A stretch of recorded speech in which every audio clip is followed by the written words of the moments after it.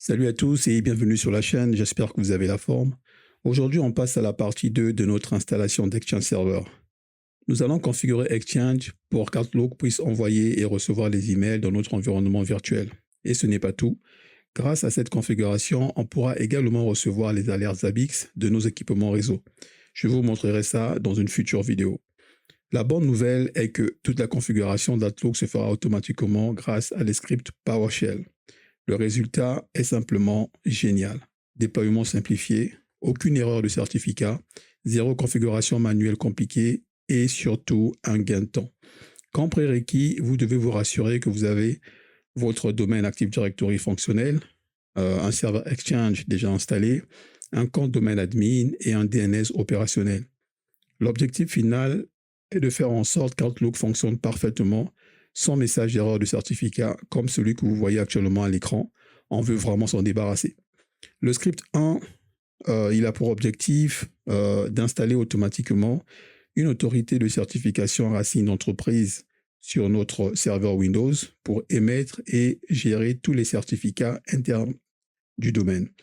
Pour résumer, ce script installe l'autorité interne qui génère tous les certificats nécessaires HTTPS et Exchange.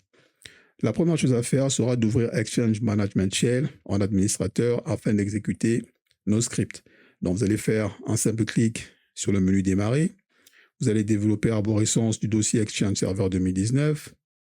Vous allez ensuite faire un clic droit sur Exchange Management Shell, aller sur Plus et choisir Exécuter comme administrateur.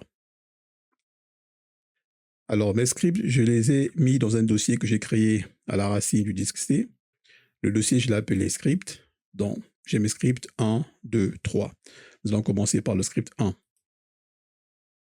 Alors, pour ce faire, il n'y a rien de plus facile. Actuellement, nous sommes dans les dossiers système, donc Windows System 32. Nous devons localiser le dossier script qui se trouve à la racine du disque C. Pour ce faire, vous allez taper en minuscule, CD 2 points, CD 2 points. Actuellement, nous sommes à la racine du disque C. Maintenant, je dois me retrouver dans le dossier script. Pour ce faire, je fais CD espace, je mets mes guillemets, je mets SC pour script et j'appuie tabulation. Si je suis au bon endroit, il va me retrouver le dossier script. Il m'a retrouvé le dossier script. Je clique simplement sur Entrée. Et ici, pour entrer la commande qui va me permettre d'exécuter le script, je fais un point, je mets un backslash et j'écris juste ST tabulation im complète step 1 et je clique sur Entrée. Alors, lorsque le script commence, il vous demande d'entrer le domaine. Donc, si vous ne savez pas où trouver vos domaines, vous allez simplement dans le gestionnaire de serveur, vous allez sur l'option serveur local et ici, vous avez votre domaine.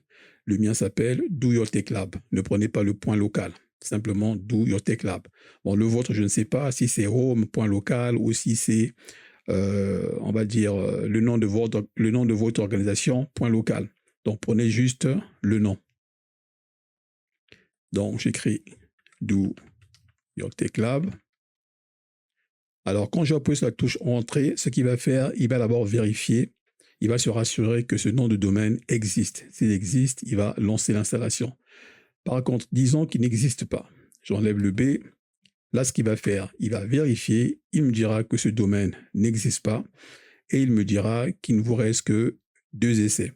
Alors, si au 3e essai, vous tapez à côté, le script va se refermer et vous devez le relancer. Donc, je remets mon nom de domaine, je complète avec mon B et je clique sur Entrée.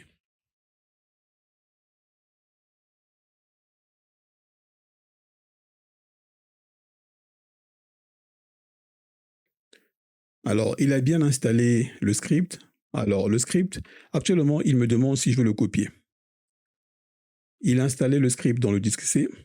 Donc, vous allez dans C, vous allez dans le dossier Système, donc Windows. Vous allez ensuite dans Système 32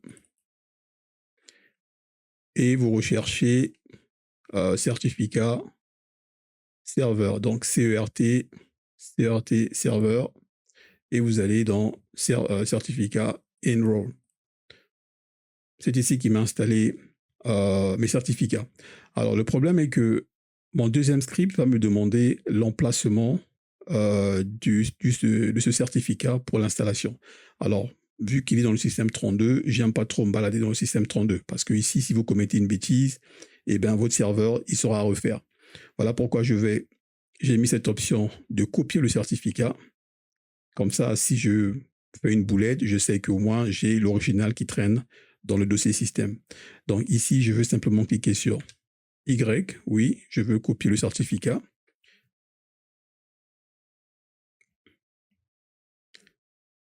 Et tout en bas, il me demande si je veux créer un dossier. Alors, je ne veux pas créer un dossier tout simplement parce que j'ai mon dossier script. C'est là où je veux qu'il aille me mettre mes certificats. Donc, je vais simplement mettre N pour nom. Et ici, il me demande de sélectionner parmi la liste des dossiers proposés où je veux mettre mon certificat. Donc, je vais mettre 7. Et si je repars dans mon dossier script, vous allez voir que j'ai mes certificats qui ont été copiés. Donc, tout s'est déroulé correctement. Maintenant, nous allons passer à l'installation du script numéro 2. Le script numéro 2, c'est le déploiement automatique du certificat Racine via GPO. En gros, ce qu'il va faire, il va déployer ce certificat sur tous les ordinateurs du domaine via une stratégie de groupe. En d'autres mots, pour être plus précis, ce certificat permet aux machines du domaine de faire confiance au certificat interne utilisé par Exchange, ce qui est indispensable pour Outlook. Donc, la commande, c'est la même. Je mets mon point, backslash, je mets step. Là, c'est plus le step 1, c'est maintenant le step 2. Donc, tabulation, step 2, et je clique sur Entrée. Ici, il me demande d'entrer le chemin du script que je veux exécuter, plutôt du certificat que je veux exécuter. Je clique sur mon dossier où j'ai installé mon certificat. Je vais dans la barre d'adresse, je mets un backslash. Il me sélectionne tous les fichiers qui sont dans ce dossier. J'appuie sur tabulation. C'est pas le bon. Tabulation, c'est pas le bon. Je vais cliquer jusqu'au moment où il me donnera le bon. Là, il me donne le bon certificat.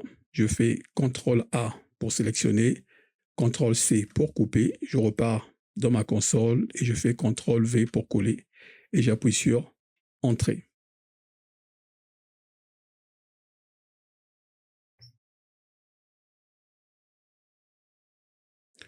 Le déploiement s'est bien déroulé, sans erreur. Je clique simplement sur Entrée. Maintenant, nous allons installer le dernier script, le script 3. Alors, le script 3, lui, il prépare Outlook.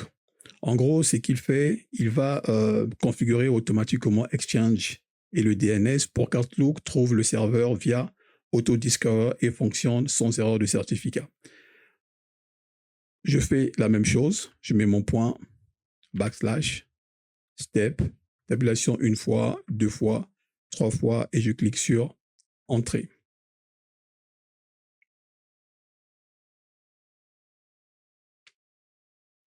Alors ici, il me demande simplement si c'est bien ce certificat dont j'ai besoin. Donc je vais mettre OK. Il va débuter l'installation. Alors l'installation prend un petit moment. Je vais accélérer pour éviter de vous ennuyer.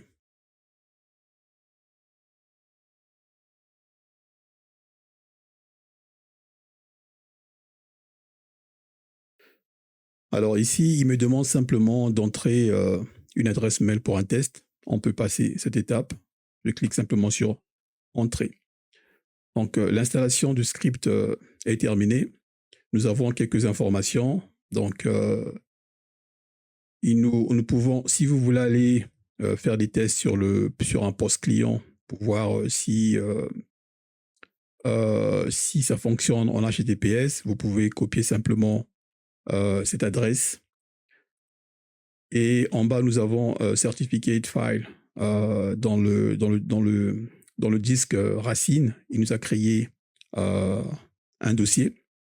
Alors, dans ce dossier, vous allez trouver un sous-dossier qui va vous permettre d'installer le certificat sur des postes clients manuellement. Donc, vous allez copier ce dossier, vous allez le ramener sur le poste client, vous allez exécuter le fichier BAT et il va vous installer le certificat. Ça, c'est une option si vous avez, on va dire, maximum 2 machines virtuelles. Mais si vous avez plus de 2 machines virtuelles, il est préférable d'utiliser une stratégie de groupe. Alors, il nous dit aussi, bien sûr qu'après l'installation, il faut redémarrer. Parce que si vous ne redémarrez pas après l'installation, vous aurez une erreur au niveau de certificat. Donc déjà, voir tout ça, on peut se dire que tout s'est bien passé. Maintenant que tout est en place, on teste sur un poste client. Une fois sur le poste client, la première chose que je veux faire, c'est de lancer un GPU Update Force. Pour ce faire, j'appuie sur la touche Windows de mon clavier. Je cherche l'invité de commande CMD que je vais exécuter en administrateur. J'écris GP Update /force et je clique sur Entrée. Comme ça, il me fait la mise à jour de toutes les stratégies de groupe qui sont en place. Parce que si vous ne le faites pas, comme je l'ai dit dans le script, vous aurez des erreurs de certificat. Une fois la mise à jour lancée, vous allez redémarrer le client. Donc, je le fais. Je crois que j'ai une mise à jour Microsoft aussi. Donc, je vous retrouve juste après la mise à jour. Après le redémarrage, il vous faudra télécharger et installer Microsoft Office 365. J'ai mis le lien dans la description pour ceux qui voudront reproduire tout ce que j'ai fait dans la vidéo. Alors, moi, je l'ai déjà fait, donc je l'ai sur mon bureau. Tout ce que j'ai à faire, c'est de l'installer. Alors, pour gagner du temps, je vais accélérer l'installation.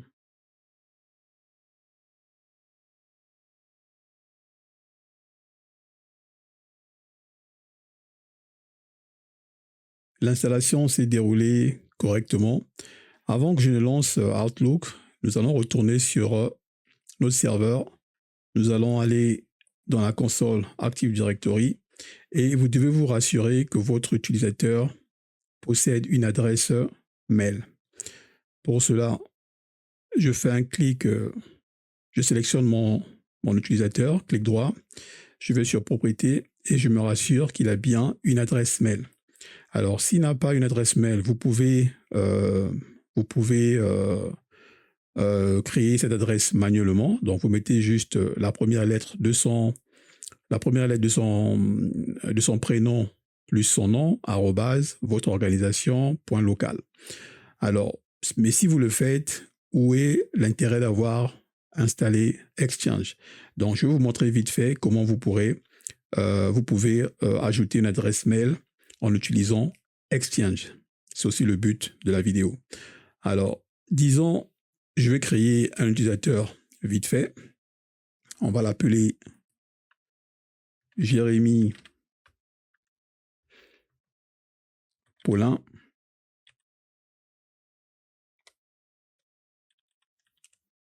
Jérémy Paulin. Nom de connexion J Paulin.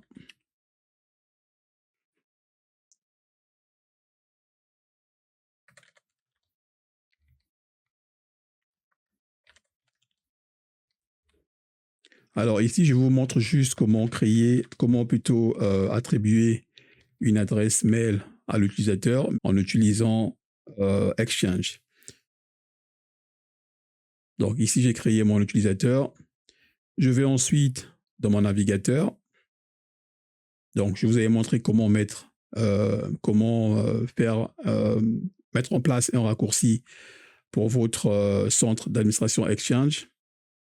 Au cas où vous vous retrouvez sur une page comme celle-ci et que vous n'avez pas, on va dire, je vais essayer de cacher, voilà.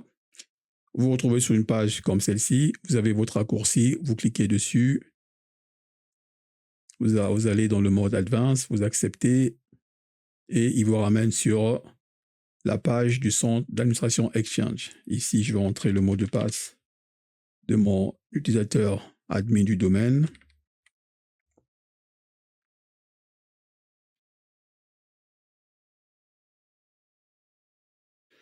Alors, une fois que vous êtes ici, je ferai une vidéo plus approfondie sur Exchange.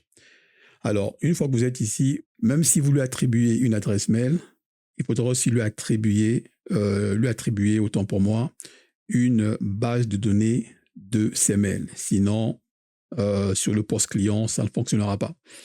Alors ici, j'ai déjà mes deux utilisateurs. Ce qu'il faudra faire, c'est de cliquer sur le petit plus. Donc, vous rassurez que vous êtes bien dans Mailbox. Cliquez sur le petit plus. Cliquez sur utilisateur de Mailbox. Vous allez directement sur naviguer. Parce que ici, il est coché sur utilisateur existant. Et nous savons que nous avons créé un nouvel utilisateur. Donc, je vais sur naviguer. Il va le retrouver automatiquement. Jérémy Paulin. Je clique sur OK. Ensuite, je me dirige vers le bas. Je vais sur plus d'options. Ici, je veux donner à mon utilisateur une boîte de données, plutôt une base de données de sa boîte mail. Donc, je clique sur naviguer. On me la sélectionne par défaut. Je clique sur OK. Et je dois cocher cette case, créer une boîte aux lettres d'archivage sur site pour un utilisateur Exchange afin de stocker automatiquement les anciens emails en dehors de sa boîte principale. Une fois coché, je clique sur naviguer, sélectionner par défaut, je clique sur OK et je clique sur Save. Là, je sais que mon utilisateur a une boîte de données, a une boîte mail et il a une base de données pour recevoir les mails. Donc, ce qu'on va faire, je vais utiliser BobMo pour mon deuxième test, pour l'envoi des mails, et Jérémy, c'est lui qui va réceptionner le mail. Donc, si nous repartons dans l'Active Directory, clic droit sur Jérémy, propriété, on peut voir que maintenant, il a une adresse mail. Voilà comment vous pouvez rajouter des adresses mail ou créer des mails pour vos utilisateurs. Maintenant, nous allons repartir sur le poste client. Nous allons passer au premier test, donc lancement d'Outlook. Donc, je fais un clic sur la touche, ma touche Windows pour ouvrir le menu.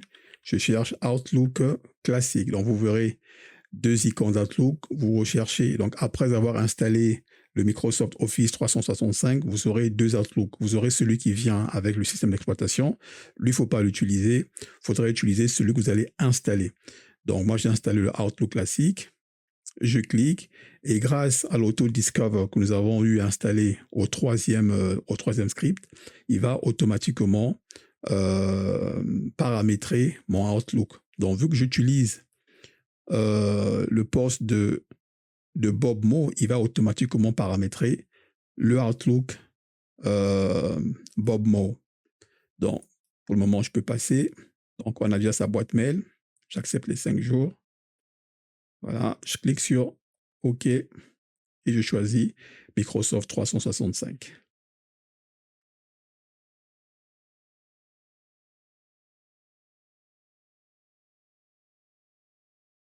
Aucune erreur de certificat. Parfait.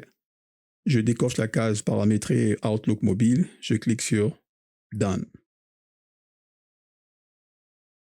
Maintenant, ce que nous allons faire, nous allons passer au test 2. Nous allons envoyer le mail. Nous allons nous connecter avec un autre utilisateur pour voir s'il va recevoir ce mail. Pour ça, il n'y a rien de plus simple. Je vais sur Nouveau. Et ici, je veux mettre le nom de G. Poulin. C'est G. Paulin, si je ne me trompe pas. Alors, pour éviter de me tromper, vu que je viens de le créer, donc je ne l'ai pas en tête, je repars sur mon serveur. Je copie son mail. Je repars sur le client. et je le colle. Et là, je mets simplement mail test.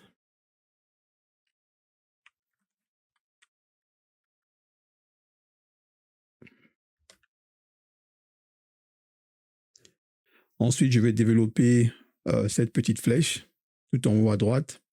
Je vais choisir Classic Ribbon. Et je veux cocher la case qui dit demande d'un accusé de réception et la case demander d'un accusé de lecture. Je clique sur envoyer. Maintenant, je me déconnecte de BMO.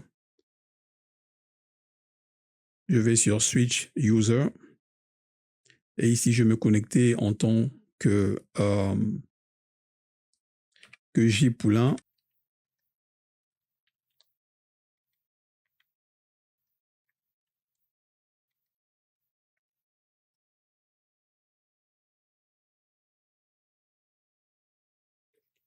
Une fois sur le poste de J. Poulain, je vais rechercher le Outlook classique. Je l'exécute.